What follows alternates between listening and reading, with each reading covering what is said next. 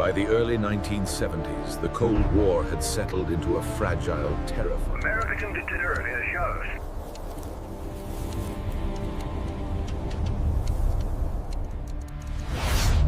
In the event of a first strike, the flight time for a Soviet ICBM was under 30 minutes. This was the central strategic dilemma of the age. How do you make a fixed object? The answer, according to one radical proposal, was to take the missile out of the silo and put it in the sky. But the concept, however brilliant, faced a monumental engineering challenge. How do you launch a 60? The physics were daunting. You're not just dropping a bomb, you're ejecting an enormous mass, then expecting its rocket motor to ignite. Every calculation had to be perfect.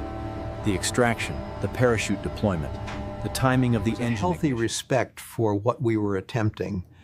A lot of very smart people were very, very nervous.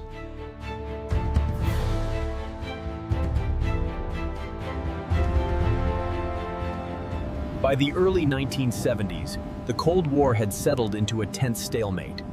Both superpowers sought an end. To make that a reality, they needed the biggest, most powerful transport plane on Earth. They needed the Lockheed. The idea was audacious, bordering on insane. To take an 86,000-pound Minuteman ICBM, pull it out. The engineering challenges were monumental. The aerodynamics, the weight distribution, the timing. Our first and biggest concern wasn't getting it out of the plane, it was making sure the plane was still there after we got it out. The missile weighed 86,000 pounds. Ejecting that much mass in seconds could make the CIF uncontrollable. Engineers at Lockheed and the Air Force convened to tackle the problem of how to get the missile out safely. A simple gravity drop was out of the question. It was too slow, too unpredictable. The solution had to be radical. It came from a technique used to drop heavy cargo, but on a scale never before attempted. They would mount the missile on a massive steel cradle. Then, they would use a series of parachutes to physically drag. Before a 43-ton missile could be dropped from a plane, it first had to be put inside. This presented an unprecedented engineering challenge. The engineers meticulously analyzed the schematics. The structural integrity of the galaxy depended on these precise measurements.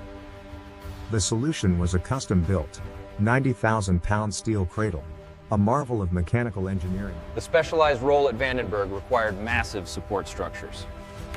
This locking mechanism, cradle position With the 7. extraction system complete, the team was ready for the next, even more delicate phase, bringing in the missile.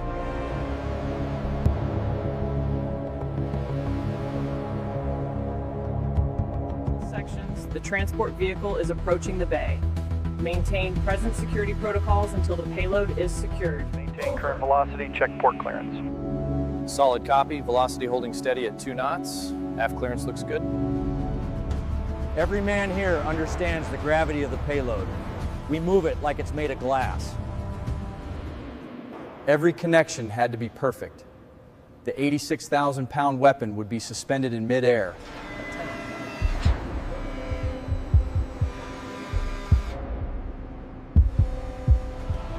The Minuteman needs the life centerpiece of the Strategic Air Command. Required delicate handling. Now came the final, critical maneuver, coaxing the 56-foot weapon into its temporary home. Securing the Minuteman required precision. Bay 2, confirm green on all tie downs. Over. Lima Charlie, moving to Bay 3.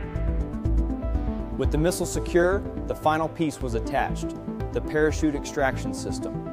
October 24th, 1974, at Vandenberg Air Force Base, a machine of unprecedented power.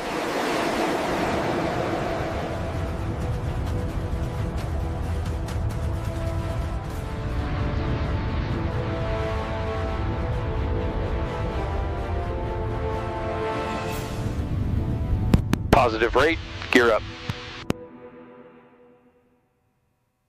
With the aircraft now climbing towards its target altitude over the Pacific, the most audacious phase of the test was about to begin.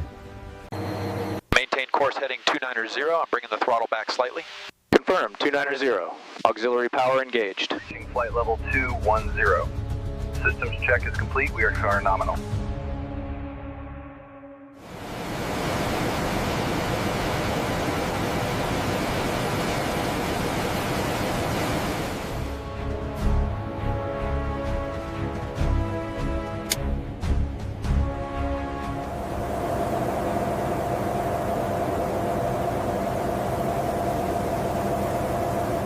crew commencing pre-drop sequence. Final checks on my mark.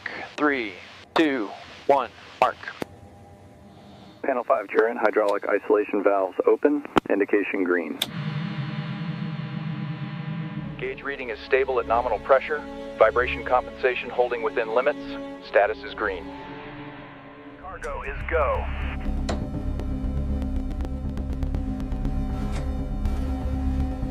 Cargo checks are complete. We are green across the board. Beginning descent.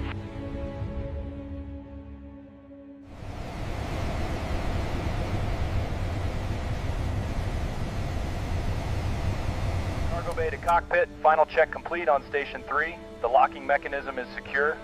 Recalculating weight and balance now.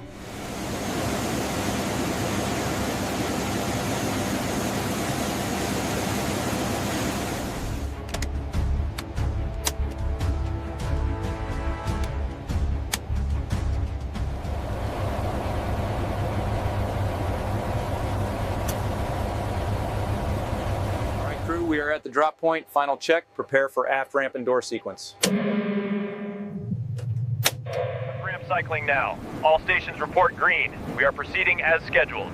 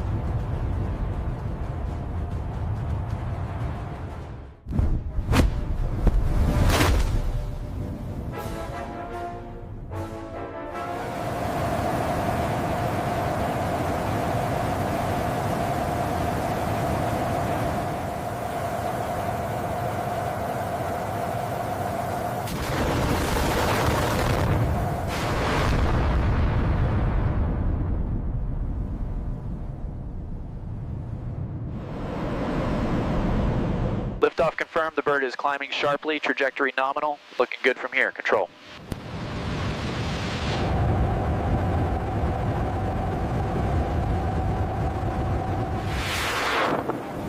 October 24th, 1974. For the first and only time, an American Intercontinental. That was textbook execution, gentlemen. The bird performed flawlessly.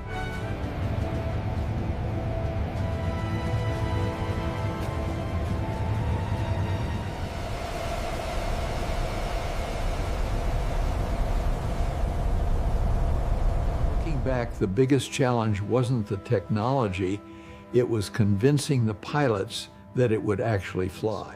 We proved it could be done. We showed the world something new that day, a capability that, while never deployed,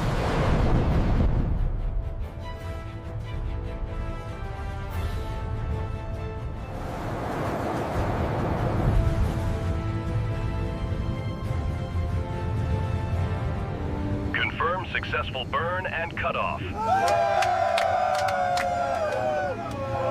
Operation Hot Dog was a success. For the first time in history, an intercontinental ballistic missile had been successfully launched from an aircraft. we went nuts. I mean, absolute bedlam. All that work, all that risk, and it actually worked. The test was an unqualified success, a monumental feat of engineering that proved, without a doubt, that but it was a solution in search of a problem.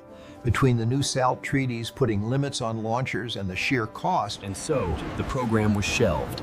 A single, spectacular flight relegated to a footnote in the annals of the Cold War. To be there, to see it, to pull off something that audacious, that's something you never forget.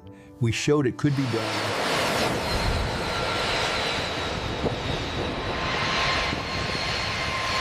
It was a solution of breathtaking audacity. A strategic question answered not with a silo, but with the sky itself. The test was a flawless success, but technology had been outpaced by geopolitics. The SALT treaties Proved it could be done. That was enough for us. for a moment there. We really felt we could engineer our way out of any problem. A footnote in the history of the Cold War, perhaps, but it remains a stunning testament to the ingenuity